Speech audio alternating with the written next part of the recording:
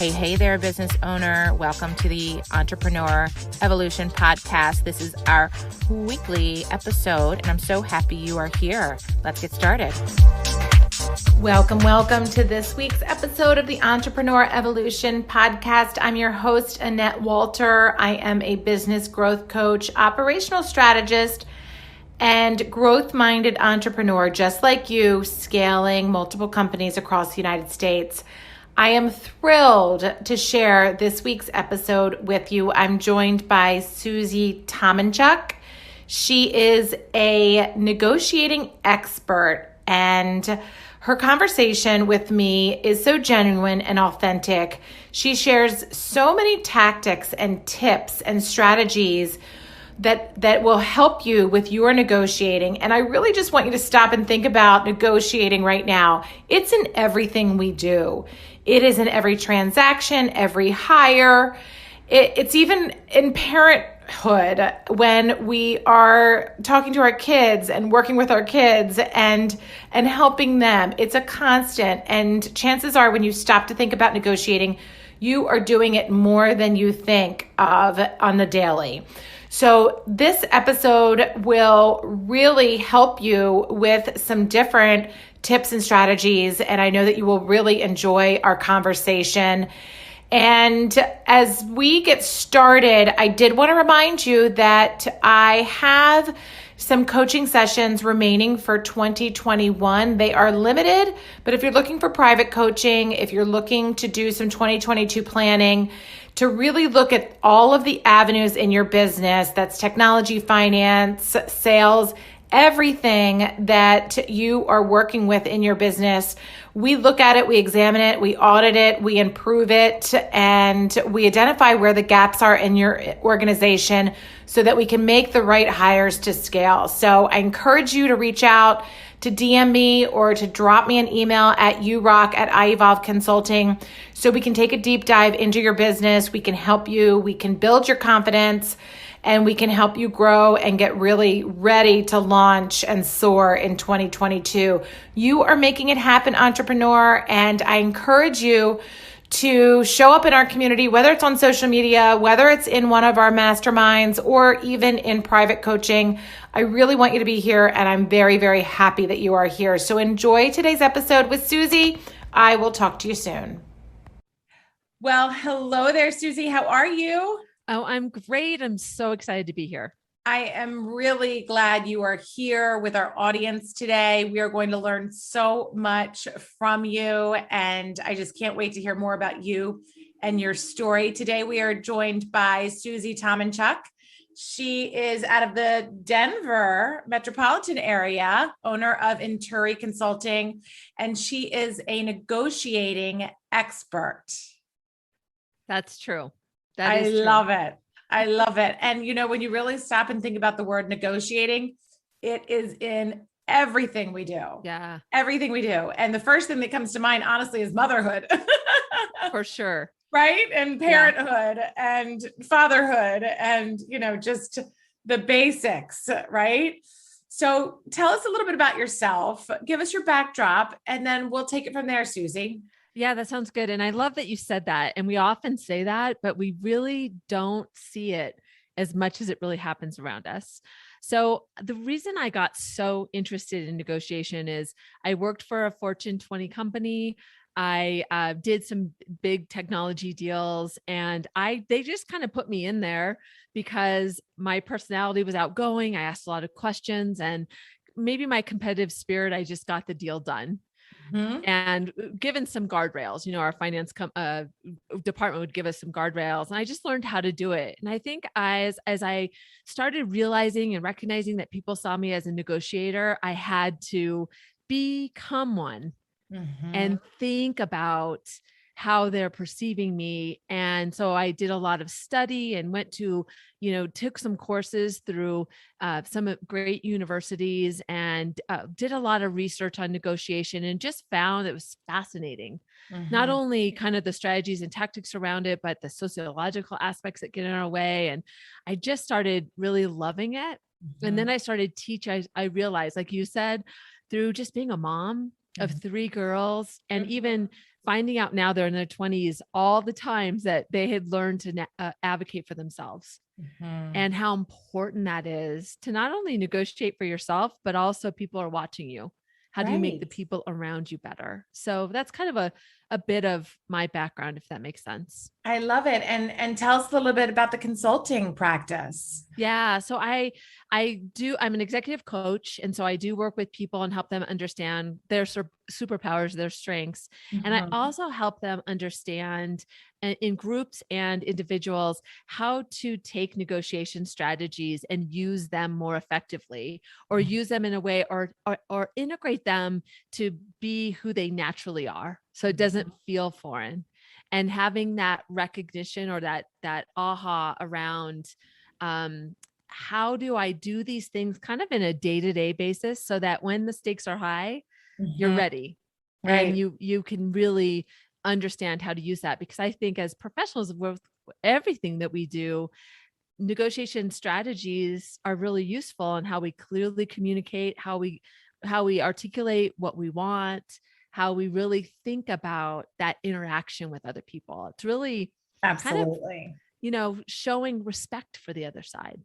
Absolutely. Well, and you really, there is always a win-win, even though in the thick of it, you may not see it or feel it. Right. And I'm just thinking about different scenarios that I see a lot of my coaching clients, small business owners go through, whether they're talking to their bank and trying to open up a new line, or they're trying to, maybe buy a building or an office space, and, you get all of the underwriting specs back and just negotiating through one or two of those, right? Some things that people may not even think that you can negotiate, right? So do you have any kind of different things to point out that business owners should think about negotiating that maybe you don't see them doing? I know that that's kind of a curveball question, but anything come to mind there? Yeah. Okay. So when you were talking about banks and different things, one thing I love to do that people, it's just a small thing, but when you do it, it adds a lot of power, is those people negotiate all the time. And we don't think about the fact that they do.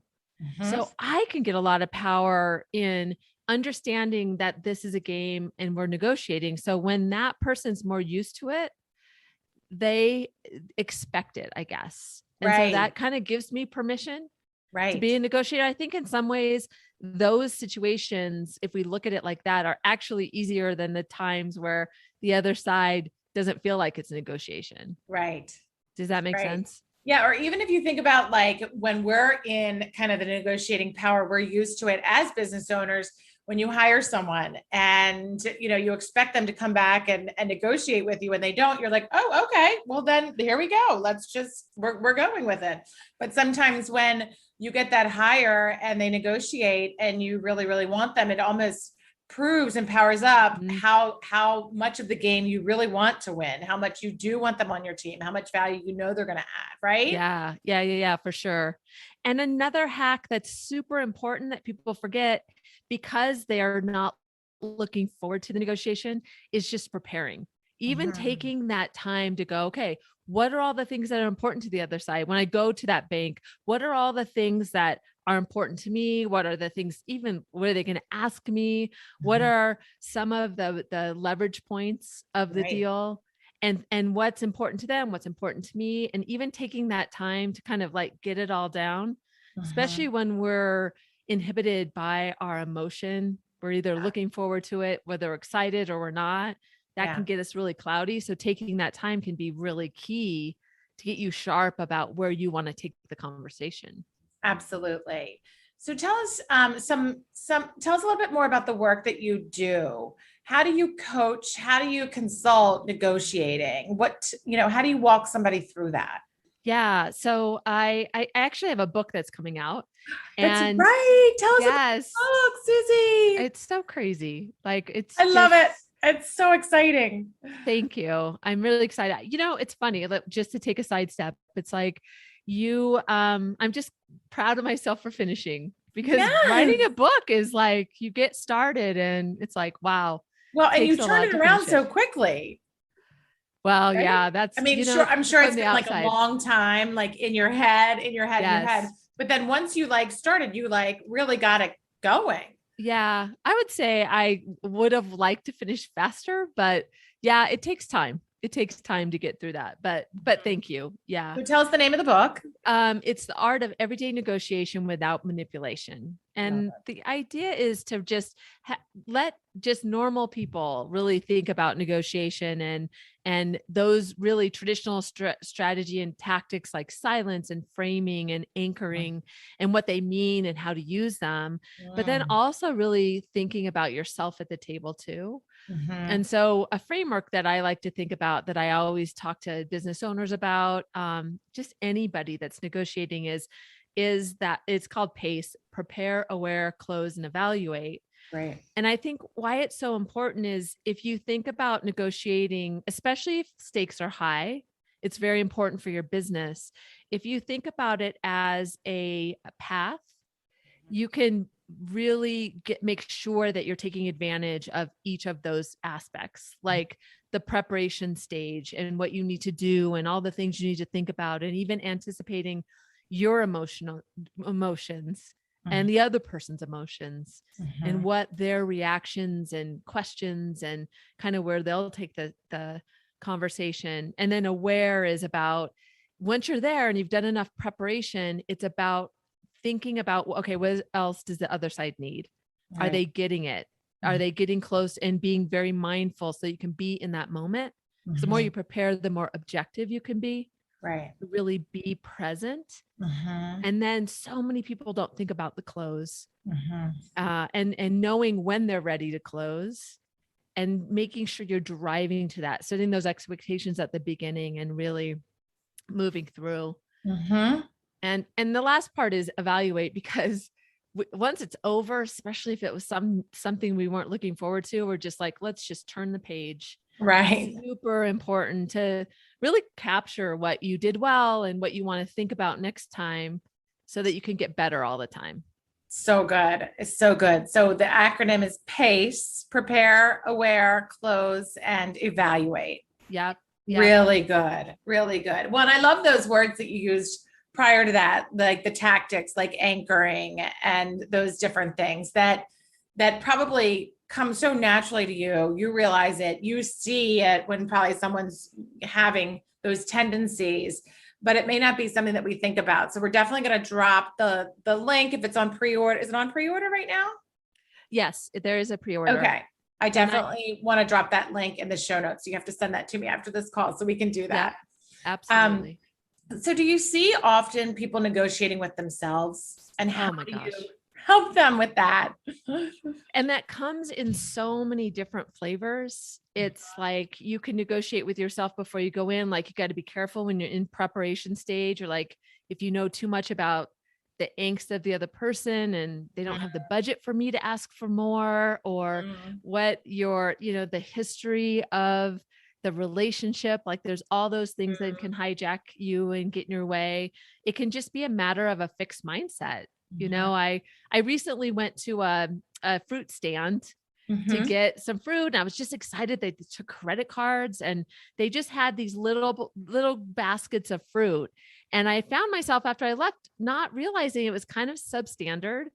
I didn't get to choose the fruit. They gave me a bag. It was $15 for less than a pound. And what I realized was I really got stuck in this set mindset that was all that was. I didn't have I shouldn't really ask for anything different. They didn't tell me I couldn't, but I chose that. Right. I was just excited that they took a credit card because I didn't have cash. So I was like, woohoo. So it's like you get this momentum around something and you don't even realize. And by the way, it wasn't really a fruit stand because I got home and there were stickers on the fruit. So they had bought this from a grocery store. So the whole thing was just, but I thought, wow, isn't that interesting that even somebody that you would say I'm very aware about those situations, I get stuck in it too. Right. And I don't see. So having that mindset around just questioning what's going on around, do I really want this?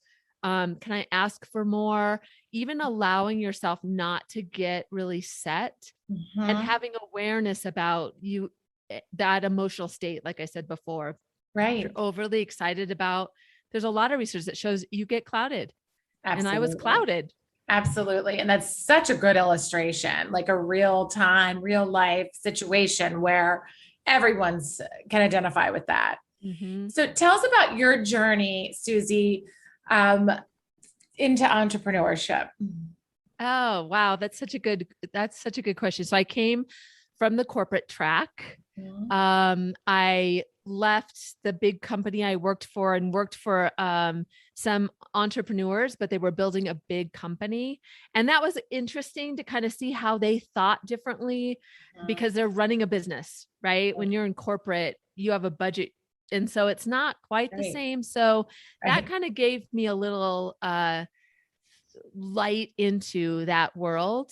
And then I just went on my own, did some consulting, and started realizing that when you talk about negotiation, people want to have the interaction and want to talk about it. So I started doing content and seminars around negotiation, and just realized helping people Yes. was something that was it so served me, Mhm. to be able to give to people and make them better and kind of be there. I like to say I'm a silent partner for others. Right. So it definitely is like every day, some days really high and like, oh my gosh, I can take on the world and I can do all this. And some days you just have to find your own, ability to bring yourself back to where you need to go. And that Right. struggle has been just a good challenge that I have to keep reminding myself that it's going to serve me later. Yes. Yes. Some days are amazing. And like you said, the highs, and other days you really have to dig deep to bring it, right? Hmm.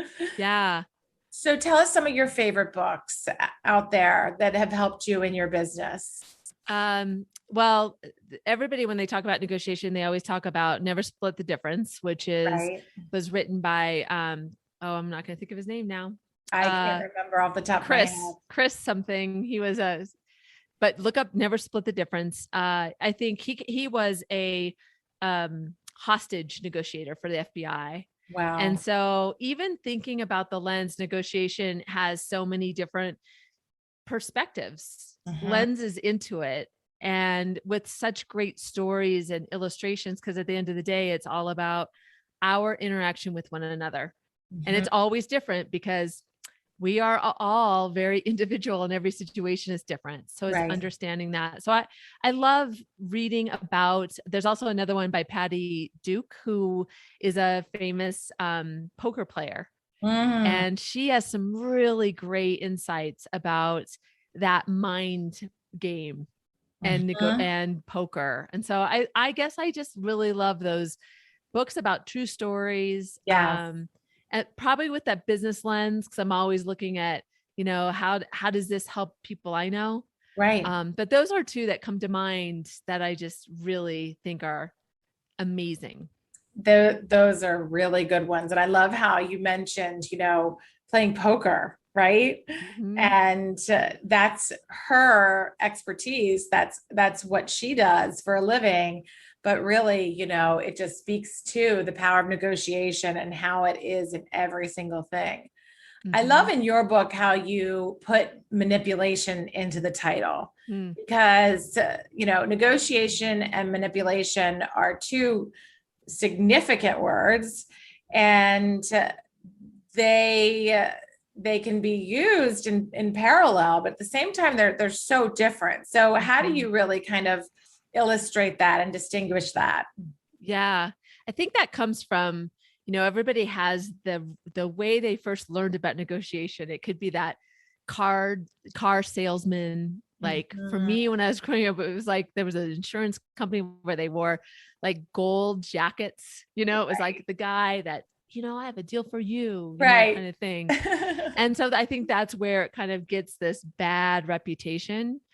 And so people are like, I don't want to be like that person. Right. I don't want to be not who I am. So negotiation feels very much like I'm going to take from you and even like do it in a way that you're not going to realize that Mhm. I just kind of mess with you. Mhm. And I just don't like that sentiment. Mhm. Sometimes, we're negotiating when it is a car or something like that, like maybe we don't care about the longer term relationship with that person or that company, but 95% of the time, you're going to continue to do business with that person, or your reputation is tied to that interaction. So I Right. really think that you can be a really strong negotiator and well respected without feeling like you're that person that's Right. going for the kill. I mean, Right. that was, the history of negotiation started in law school in like the 70s, 80s, where they really taught about, those kind of the way you take advantage. And it was very Mm, win-lose mm, in that. And then in the 80s, it really started getting into the business schools. And now there's so much more around the psychology of it. And we really right. talk about it being a much more universal thing that we need. But when Right. you think about that, you just understand the evolution Yeah. also has come with how we do business. Right. Exactly. Exactly. And when I think about the word manipulate, it's one of it is all tied to emotion, right? And negotiation is tied to framing your emotion as well. So you really kind of think about a positive emotion, right? Having a positive Mhm. outcome, and negotiating and manipulating, almost having a negative emotion and a negative outcome, right? But they're Yeah. all centered and grounded around the emotion, whether it be trust, like you mentioned, or Mhm. just that relationship building or engagement, or doubt, or being centered, or being open minded or closed minded. It's so interesting. Mhm. It really is. Yeah. I guess if you could always honor to take the trust is a key thing that you said. And Mhm. if you can really think about honoring the relationship and Mhm. keeping that, I think that can be kind of like a North Star Mhm. that will allow you to think about, this is what I need, but what can I also, what do all, you're in your prep, you're also thinking about what does that other person need and Right. how can I get them to say yes? Not Right. so you can trick them into saying yes, but you're thinking about what are their needs too, like where can we meet in the middle? And Yes. and you actually want them to feel like they got something too. Totally. Exactly. So with that in mind, do you have any good key phrases or any good, I guess, s- like sets of words that set you up for a good conversation to open it up? Is there any good go-tos that you could share with the audience that come to mind? Yeah, I just thought of one tip when you said that along the same lines is never say yes to the first offer. Okay. And some of that is just because if you do think about it, not only you might have some other money or other things on the table by pushing beyond it, but also if you say yes the first time, then the person knows they could have gotten you for less. So you're kind of Mm. like making them feel like they got something lesser. So Mm-hmm. you're actually damaging the relationship. So I think that's Mm-hmm. a really key thing. I like to talk in to answer your question about some of the things. Um, Sometimes I'll tell people to frame the conversation. Listen, when it's appropriate, I really want to sit down with you and talk through these three things so that we can get to this end Okay. and framing it so they understand. You Mhm. can even use the word, let's sit down and negotiate how we're going to get to this end. Let's and give them this spirit of I want to understand where you're coming from as well as Mm. mine. When we get to the end, I want to have this result. A good So I think, outcome, right? yeah, Okay. we get stuck in that. Or even my daughter just interview or got an offer for a job and the recruiter called her and she said, "What do I say when I call back?" And I said, "Just ask if it's firm." Okay. So just ask, can you give me a range? Mhm. Is this a firm, like, or even asking people, like, what is your budget process? Mhm. Or do you have a number in mind? Like, what are Mhm. we, not that I'm trying to, like, I'm not going to, if you say ten Right. thousand dollars, I'm not going to be 9,999, Right, right, I'm going to right. come in just under it. But if you can get a sense, I really always in the first conversation like to get a sense of how open they are to have the business conversation, because that's what we're always trying to avoid, or Right. understanding, do they have a number in mind, a range? If you kind of put it out there at the beginning and start talking it through, all through the stages, it doesn't feel as icky. Right. So those are some of the things that because money is always the thing that people wait to spring on Or have a hard time talking about, right? Exactly. So when you were saying that, CarMax came to mind because they took quote unquote negotiating out of the experience. So what are your thoughts on something like that? Yeah. Where they flat out said, no, we're gonna make it easy for you and take the negotiating out of it. Yeah. Is that clever marketing or is it simplifying? It's a really good question. And do you really know? But I We don't always ask, I'll be like, so tell me, even saying things like, what have you given to others? Has there been something that isn't advertised that I could take advantage of? Because if there was a precedent, and sometimes that catches them a little bit off guard, and then they just kind of tell you. Right. Or I'll just say, is that really true? Like, I'm really looking for this number. And so I might go somewhere else, and just kind of like, depending on the relationship, I try to push a lot of different ways to see how, and then you can really tell if the company's really taken that stance. And some companies have, right, where there isn't a lot, but I always try to go for something, because maybe it's not the price. Right. But maybe it's the add-ons. A lot of times they stick to the price. There's a lot of other things that you can get. And just by simply asking, what has somebody else gotten, can like just give you a hint into what is possible. Absolutely. And those are great suggestions. I know that you have helped many executives, and you are launching some cohorts right now. Is it okay to talk about those? Yeah. So I do have women's cohorts that I really have a passion there.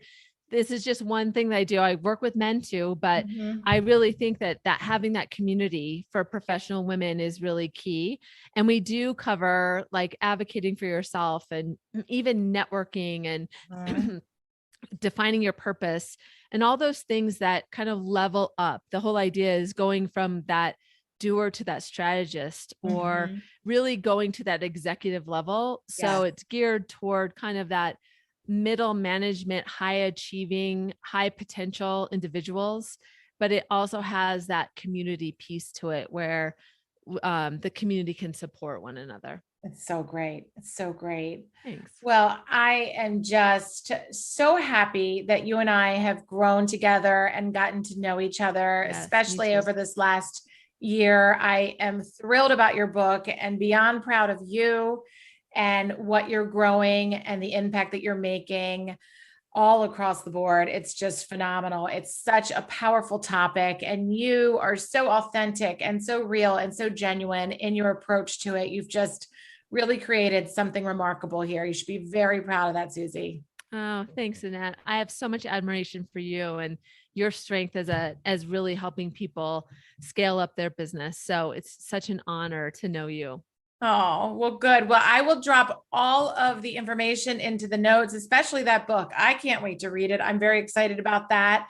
And we'll be sure to drop the link to your website and everything else so that our audience can learn more about you and understand more about the art of negotiating. Thank you so much, Susie, for being here. Have a great day. Thanks, you too. Bye. Bye. Wow, what an episode. Did you learn something new? I hope so. I am so happy you were able to be here with us today. I'd love to hear from you. Leave me a review and I will be sure to read it and respond to you. Also, if you'd like to email me, my email address is yourock@iEvolveConsulting.com. Hit subscribe, and every Tuesday you'll get notification when the next episode drops. We really have some amazing interviews and tips in the future. Anything you need, I'm here for you. I want you to keep your momentum. I want to help you stay accountable. I want you to stay inspired. I want you to evolve. So please let me know what you need, and I'd love to hear from you. Take care until next time.